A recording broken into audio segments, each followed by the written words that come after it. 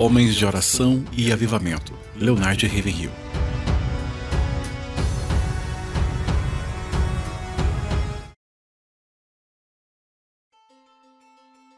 Sabe de uma coisa? Não há nenhum lugar na terra de Deus mais emocionante do que a igreja do Deus vivo, quando Deus está pairando lá. E não há nenhum lugar na terra de Deus mais chato quando Ele não está lá.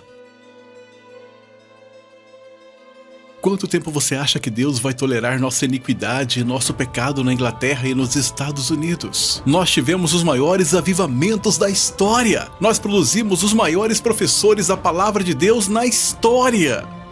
Nós iniciamos os maiores avivamentos da história. Nunca houve um avivamento que substituiu o avivamento metodista. O coração de John Wesley estava estranhamente quente às 8h45, no 24 de maio de 1738, e imediatamente Deus deixa cair uma brasa viva no coração daquele homem que mudou o caráter do mundo. Eu lhes lembrei na noite passada, Wesley pregou 600 sermões numa sequência e apenas 6 deles dentro da igreja. Nós tiramos o chapéu para ele hoje, mas eles tiraram as botas para lançar nele nos dias que ele viveu. Ele encontrou um lugar na história como um dos maiores teólogos e compositores de hinos. Ele estabeleceu escolas e faculdades. Através do avivamento metodista houve uma chama purificadora de limpeza que atravessou o mundo. Eu poderia dizer o mesmo sobre Finney e seu avivamento aqui nos Estados Unidos. Eu não acho que a América já teve outro pregador como Finney. Eu disse algumas vezes aos pregadores e eles não gostam de mim por isso, mas eu nunca tive a intenção de ser amado. O Senhor nunca disse que eu tenho de ser amado.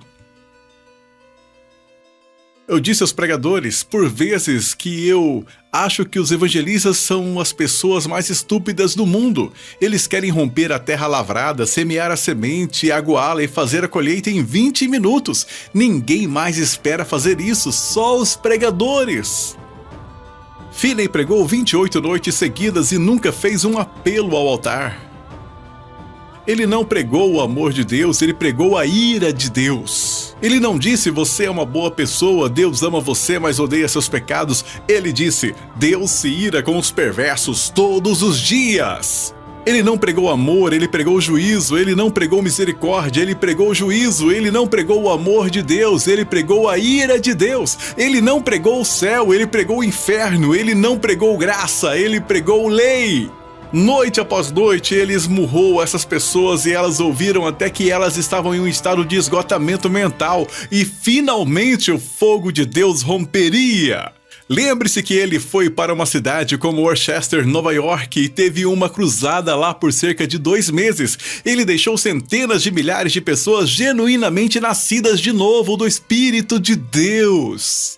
Eles mudaram o caráter daquela cidade. Eu lhes lembrei ontem, um verdadeiro avivamento. Eu não me importo quantas pessoas vêm ao altar, o quanto você dá ao evangelista. Se não mudar a atmosfera moral da comunidade, não é avivamento. Talvez seja evangelismo. Avivamento é o trabalho do Espírito de Deus na igreja. Evangelismo é o trabalho da igreja no mundo.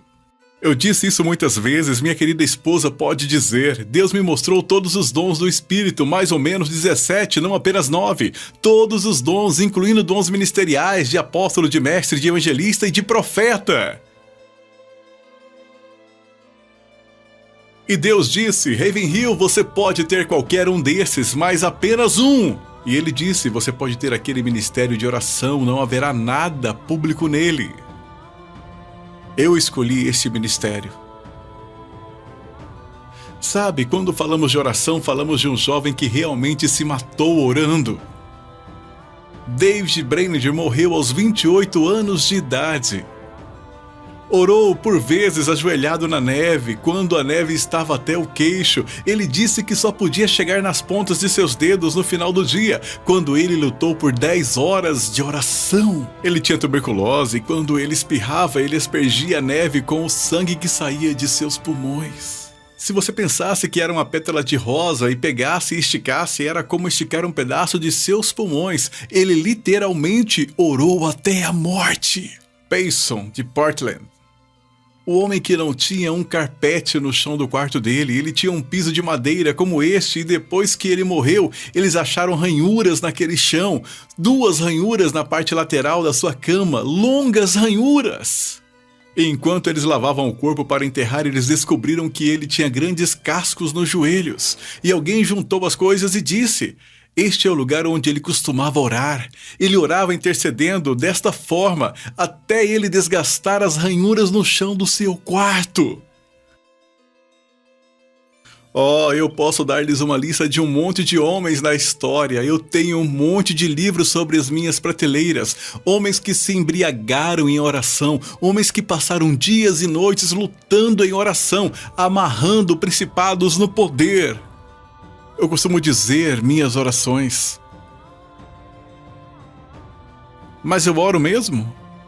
A oração é tão simples que uma criança pode fazer. A oração é tão profunda que as maiores orações da Bíblia não tinham nenhuma linguagem. Ela vai esgotar o seu vocabulário, ele vai esgotar você. Eu te digo, quando Deus fala, algo acontece. Deus, eu tenho tudo o que eu queria como jovem, uma igreja lotada, muito dinheiro, prestígio, todo mundo gosta de mim. Mas de alguma forma a atmosfera não é cheia da divindade, o Senhor não paira no santuário. Ele diz, eu pego a minha caneta, e ele disse que começou a escrever um hino. Eu acho que é um dos mais encantadores hinos que temos. Sabe o que ele escreveu? Ele nunca o alterou depois que escreveu. Isto foi o que ele escreveu. Sopra em mim sopro de vida, encha-me com uma nova vida, para que eu ame o que tu amaria e faça o que tu faria. Sopra em mim sopro de Deus, até que eu seja um santo teu, até que toda parte terrena de mim queime no teu fogo divino. Meu Deus. 52 vezes em Atos dos Apóstolos o Espírito Santo foi mencionado. 40 vezes a oração é mencionada. Porque se sua vida começar com o Espírito Santo, uma prova de seu preenchimento pelo Espírito de Deus é este, de acordo com o livro de Judas, orando no Espírito Santo. E ele começou a analisar, ele disse, esta é a norma do cristianismo. Afinal de contas, Deus nunca projetou um cristianismo apóstata. Esta é a norma do cristianismo. Esta é a igreja antes de se tornar rica e sufocada pela prosperidade. Esta é a igreja de Jesus antes de se tornar musculosa pela organização. Esta é a igreja onde as pessoas não assinavam artigos de fé, elas agiam na fé. Esta é a igreja onde as pessoas não recitavam orações, elas oravam no Espírito Santo. Este é o lugar onde eles não se reuniam para serem intelectuais que estudavam medicina psicossomática, eles curavam os doentes. Se eu dissesse a você hoje à noite, você realmente, seriamente acha que a necessidade número 1, a prioridade número 1 aqui na América esta noite é um real avivamento do Espírito Santo? Não essas coisas falsas que estão acontecendo ao nosso redor agora, não esta mudança, imitação daquilo que realmente está por vir.